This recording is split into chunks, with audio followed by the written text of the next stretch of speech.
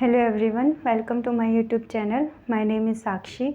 जैसे कि आपको पता है कि हम यहाँ पे डेली जो है यूजीसी नेट जेआरएफ के लिए प्रिपरेशन करते हैं। तो आज एक जो मेरी फर्स्ट यूनिट है टीचिंग एप्टीट्यूड की, उसका एक इम्पोर्टेंट टॉपिक आता है levels of the teaching. So levels of the teaching के अंदर क्या होता है कि सबसे पहले आपको क्या चीज़ याद रखनी है कि लेवल्स ऑफ द टीचिंग में कि ये जो हमारे लेवल्स है, यानी कि autonomous level, memory levels, understanding levels and reflective level जो है, ये किसने दिए हैं। तो ये अगर मैं चारों की बात करूँ, ये हमारे दिए हैं मॉरिस एल बिगी। ये एक ऑथर है जिन्होंने हमारे लेवल्स ऑफ द टीचिंग्स दिए हैं। ठीक है, अब कौन से ईयर में आए थे ये भी आपको पता होना चाहिए। 1976 में जो है ये लेवल ऑफ द टीचिंग्स जो है आपको दिए गए थे मॉरिस एल बिगी जो है उनके थ्रू। तो सबसे पहले हम डिस्कस करेंगे एक एक लेवल्स को। सबसे पहले अगर मैं बात करूं ऑटोनोमस लेवल की, तो ऑटोनोमस लेवल क्या होता है, ये आपको जो जो इसमें इंपॉर्टेंट चीज़ें हैं वो मैं आपको बताऊंगी। कीवर्ड्स जो है आपको सबसे मेन फोकस किस चीज़ पे करना होता है कि कीवर्ड्स। ठीक है, एग्ज़ाम्स की अगर मैं बात करूं कि किस तरीके के क्वेश्चन आएंगे, वो भी आज मैं आपको इन चारों से बताऊँगी कि ठीक है किस तरीके से जो है क्वेश्चन आते हैं। तो सबसे पहले अगर मैं बात करूं ऑटोनोमस लेवल, तो ये हमारा किसने दिया था, ये लेवल भी जो है हमारा मॉरिस एल बिगी जो है उन्होंने ये लेवल हमें दिया था।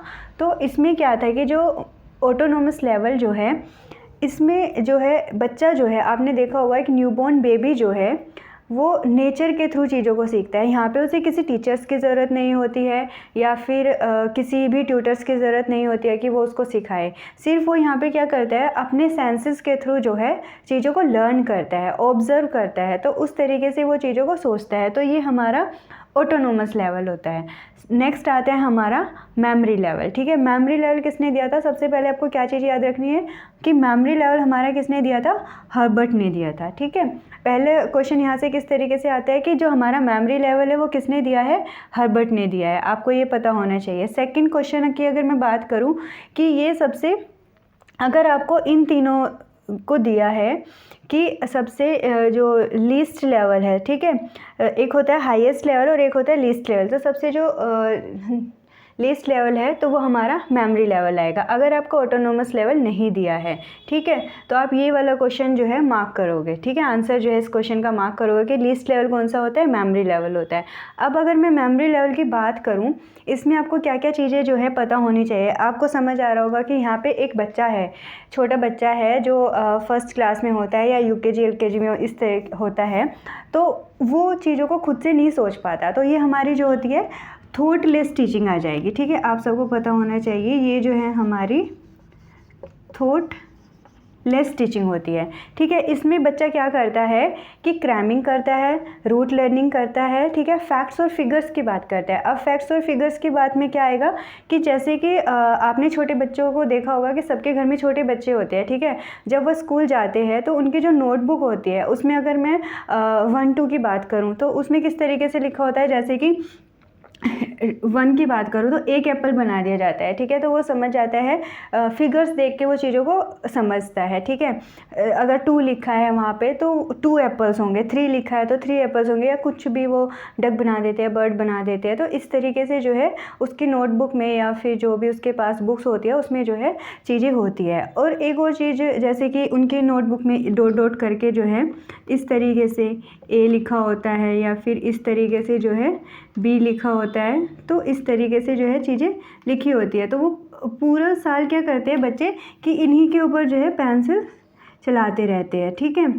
तो इस तरीके से वो चीज़ों को करते रहते हैं। तो पूरा जो मेमोरी लेवल होता है कि वो थॉटलेस टीचिंग होती है। तो आपको समझ आ गया हो कि मेमोरी लेवल में जो है किस तरीके से बच्चा चीज़ों को सीखता है।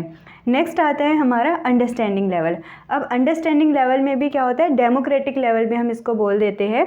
ये हमारा जो है मॉरिसन ने दिया था। फर्स्ट आपको पता होना चाहिए कि किसने दिया था, मॉरिसन ने दिया था। ठीक है, सेकंड इसमें क्या करते हैं, रिलेशनशिप की बात करते हैं, मेकिंग जनरलाइजेशन होती है, रिलेशनशिप होती है, फैक्ट अंडरस्टैंडेबल्स होते हैं, चीज़ों को कंपेयर करना बच्चा सीख जाता है। ठीक है, कॉम्प्रीहेंड करता है और डिफ्रेंशिएट विद एग्जांपल्स। ठीक है, तो ये हमारा अंडरस्टैंडिंग लेवल के अंदर आ जाता है।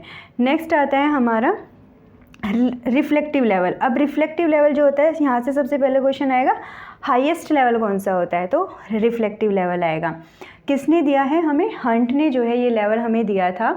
इसके अलावा यहाँ पे प्रॉब्लम सॉल्विंग आ जाता है। जैसे कि एक बच्चा बड़ा हो जाता है, जब वो पीएचडी में पहुँच जाता है तो वहाँ पे टीचर क्या करते हैं कि आपको जो है प्रॉब्लम्स, आपके सामने एक प्रॉब्लम होती है और टीचर आपको प्रॉब्लम दे के जो है अलग साइड हो जाते हैं और आपको उसे सोल्व करना होता है। तो यहाँ पे आप जो है बिल्कुल आपको फ्रीडम होती है, ठीक है, कि आप अपनी तरीके से सारी चीज़ें करो।